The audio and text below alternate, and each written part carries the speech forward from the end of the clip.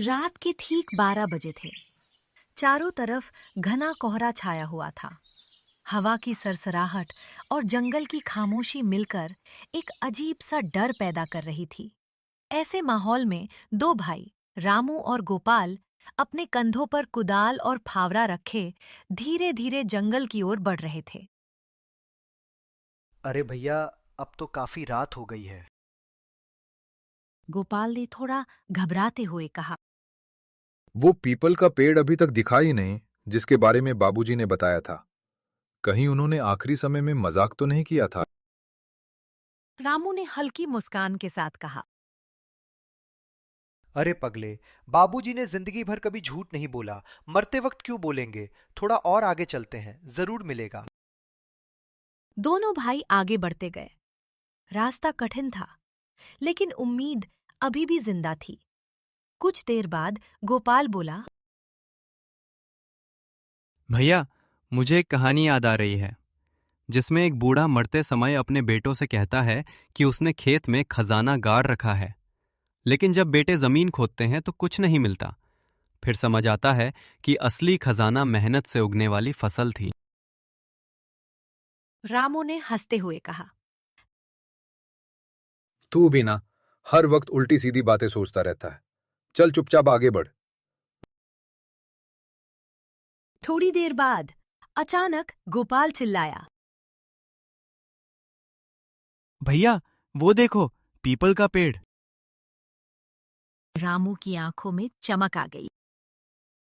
दोनों ने बिना देर किए जमीन खोदनी शुरू कर दी। काफी देर की मेहनत के बाद उन्हें जमीन के अंदर कुछ चमकता हुआ दिखा। गोपाल ने उठाकर देखा।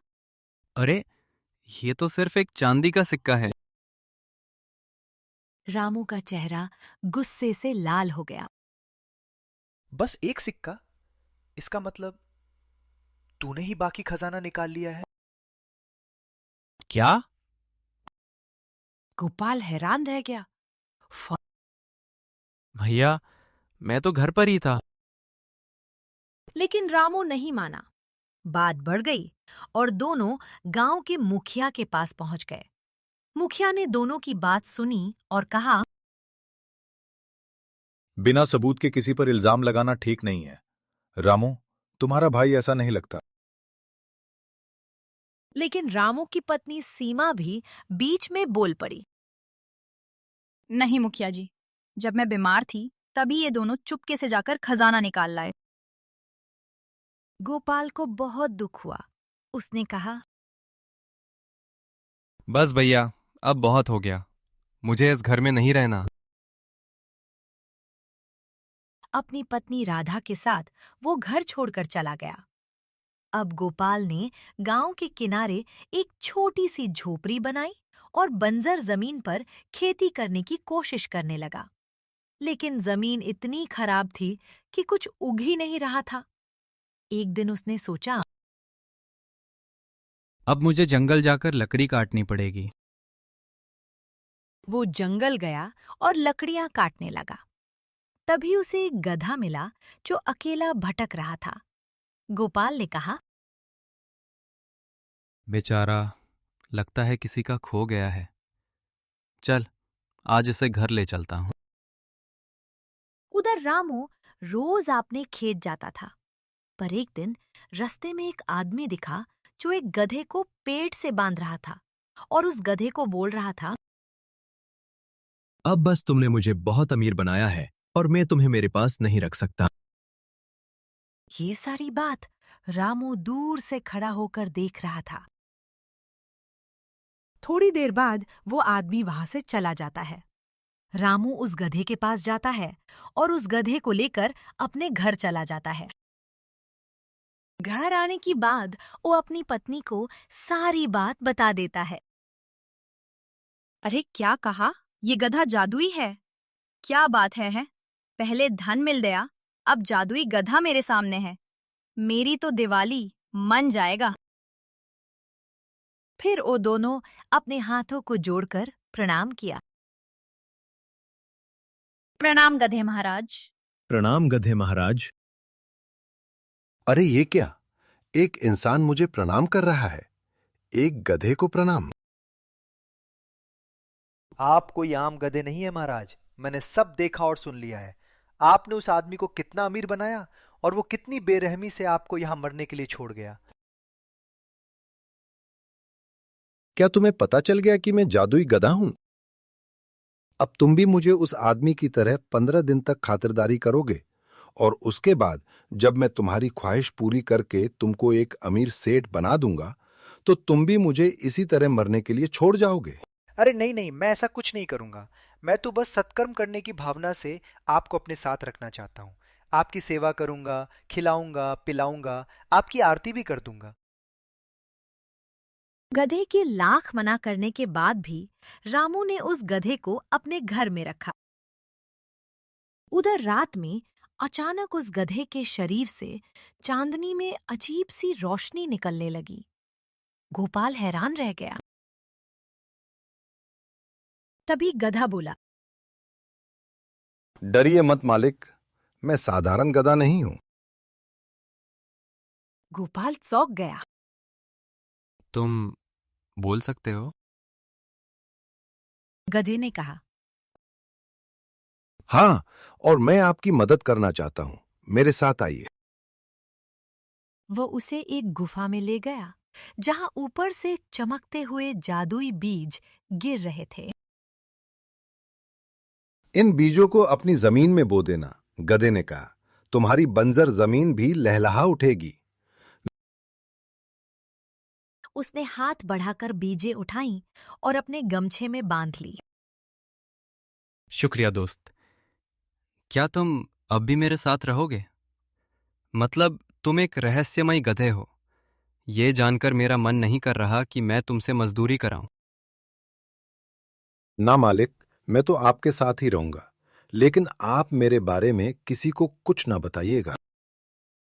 मैं तो पहले ही तुम्हारे बारे में कुछ नहीं जानता। जितना देखा है ये भी किसी को नहीं बताऊंगा। और हाँ, अब मैं तुमको गधा तो कभी नहीं बोलूंगा। आज से तुम मेरे दोस्त हो।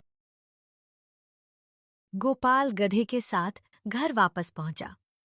सुबह होने पर उसने जमीन पर जुताई शुरू की और रात होने पर उन बीजों को जमीन में बो दिया और फिर खुशी खुशी घर चला गया। और कुछ ही दिनों में उसकी जमीन पर हरी भरी फसल उगाई। अरे वाह! अरे राधा देखो! हे भगवान, शुक्र है ऊपर वाले का। उसी समय गोपाल भी गधे के साथ वहां से गुजर रहा था। ये क्या? इस जमीन पर फसल कैसे उग गई? अब तो ये गोपाल भी धन कमाने वाला हो जाएगा। कुछ तो गड़बड़ है।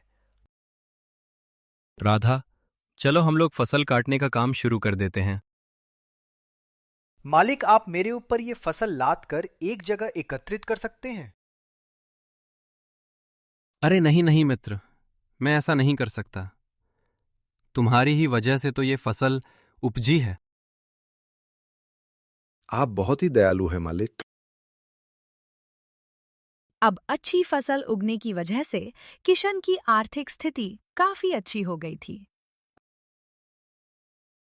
वही रामू अपने गधे की खातिरदारी में व्यस्त था।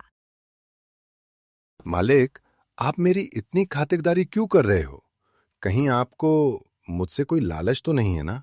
अरे नहीं नहीं गधे महाराज, आप कैसी बातें कर रहे हैं? हमें आपसे कोई लालच नहीं है। वो गधे की खूब खातिरदारी करता। 2 दिनों के अंदर ही सीमा भी थक गई थी। ये गधा इस तरह से अपनी सेवा करवा रहा है, ये हमें और अमीर करेगा भी या नहीं? गधे की सेवा करते हुए 20 दिन हो चुके थे। ए गधे महाराज, पिछले 20 दिन से हम आपकी सेवा में लगे हुए हैं। कहीं केला, कहीं सेब, कहीं ये, कहीं वो। अब आप भी हमारे बारे में कुछ सोच लेते तो। दिखा दिया ना आपने कि आप भी मेरी सेवा लालच में कर रहे थे। अरे नहीं गधे महाराज, नाराज मत होइए। बस बहुत हुआ। सुनिए गधे महाराज, हमने आपकी बहुत सेवा, हाँ। और सुन लो, इन्हें लालच हो या ना हो, मुझे लालच है और मैं अब अमीर होना चाहती हूँ। अगर तुम सच में जादुई गद्दे हो तो हमें अमीर बनाने का उपाय करो।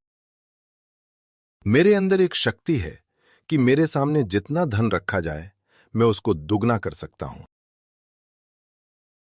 अरे वाह, ये तो बहुत अच्छी बात है। ए सीमा, जल्दी से जाओ, हमारा पुश्तैनी धन लेकर आओ।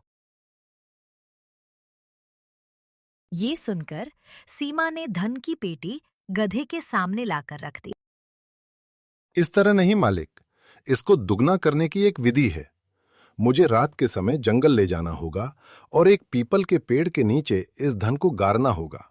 उसके साथ ही आपको मुझे उसी पेड़ के साथ बांधना होगा। ऐसा करने से सुबह होने पर जब मैं सोकर उठूंगा तो जमीन में गाड़ा हुआ धन 2 गुना हो जाएगा। ये सुनकर रामू और सीमा बहुत खुश हुए। रामू धन की पेटी लिए गधे को लेकर जंगल पहुंचा और उसने धन को एक पीपल के पेड़ के नीचे गाड़ा और फिर गधे को उस पेड़ से बांधकर घर चला गया। अगली सुबह इन दोनों की आंख खुली। अरे वाह, सुबह हो गई। अरे जल्दी चलो, हमारा धन दोगुना हो गया होगा। दोनों घर से निकल जंगल की तरफ भागे। इनकी खुशी का आज ठिकाना नहीं था, लेकिन जैसे ही वो दोनों पेड़ के पास पहुंचे तो हैरान रह गए। वहां पे गधा नहीं था निकालो। फिर उन दोनों ने जमीन को खोदा और काफी खोदने के बाद इनको कुछ नजर नहीं आया। अरे हम लुट गए, बर्बाद हो गए। तभी ऊन दोनों को वहां पे एक चीज दिखाई देती है। अरे ये तो एक मफलर है। ये मफलर तो मुझे कुछ जानी पहचानी सी लग रहा है। कुछ देर बाद रामू और सीमा मुखिया के साथ गोपाल के घर पहुंचे। देखिए मुखिया जी, ये रहा गोपाल और इसी ने मेरा धन चुराया है। कैसा धन मुखिया जी? ये भैया क्या कह रहे हैं? गोपाल, मुझे पता है कि तुम कोई गलत काम नहीं कर सकते, लेकिन क्या मैं तुम्हारा मफलर देख सकता हूं? ये कैसा सवाल है मुखिया जी? ये रहा मेरा मफलर। मुझे तुम्हारा मफलर मिला है।